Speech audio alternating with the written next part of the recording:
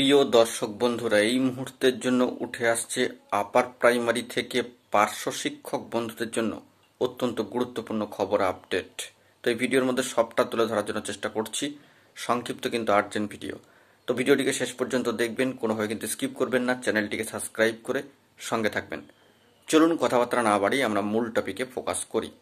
বন্ধুরা, এই মুহূর্তে দাঁড়িয়ে পার্শ্ব শিক্ষকদের বন্ধুদের মামলার ক্ষেত্রে যে দেখা যাচ্ছে যে 2012 আপার মামলার ক্ষেত্রে যে প্রোগ্রেসিভ আপডেট আসছে, অর্থাৎ শুনানির পরবর্তী দিনক্ষণ চলে আসছে। আপার প্রাইমারির ক্ষেত্রে পার্শ্ব শিক্ষক বন্ধুদের মামলা কিন্তু দেখা যাচ্ছে যে গত মাসের যে হিয়ারিং শিডিউল ছিল, ডেডলাইন ছিল, সেটি কার্যত এখনো পর্যন্ত কিন্তু চেঞ্জ হয়নি। আমরা নতুন মাস একেবারে এপ্রিল শেষ করে মে মাসে পদার্পণ করলাম। এই মাসেও কি হবে সেটাই এখন দেখার বিষয়। মামলা একটা ভালো পরিস্থিতির দিকে এগোনো দরকার এই মুহূর্তে দাঁড়িয়ে যে প্রেক্ষাপট, তবে মামলাগুলি নিষ্পত্তি হওয়াও কিন্তু প্রয়োজন।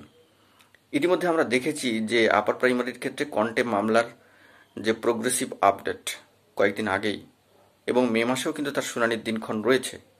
কিন্তু তারই মাঝখানে আপার প্রাইমারি থেকে পার্শ্ব শিক্ষকদের মামলায় যেন গতি আসছেই না।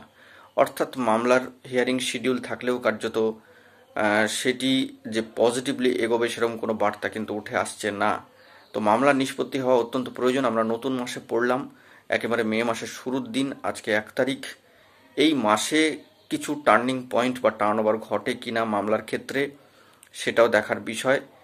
নেক্সট হিয়ারিং ডেট শিডিউল এখনো পর্যন্ত কিন্তু উঠে আসেনি, প্রিভিয়াসলি ডেট শিডিউল সেটাই রয়েছে। তো এই মাসটা কিন্তু খুব গুরুত্বপূর্ণভাবে আমাদেরকে লক্ষ্য রাখতে হবে কিছু চেঞ্জেস আসছে কিনা।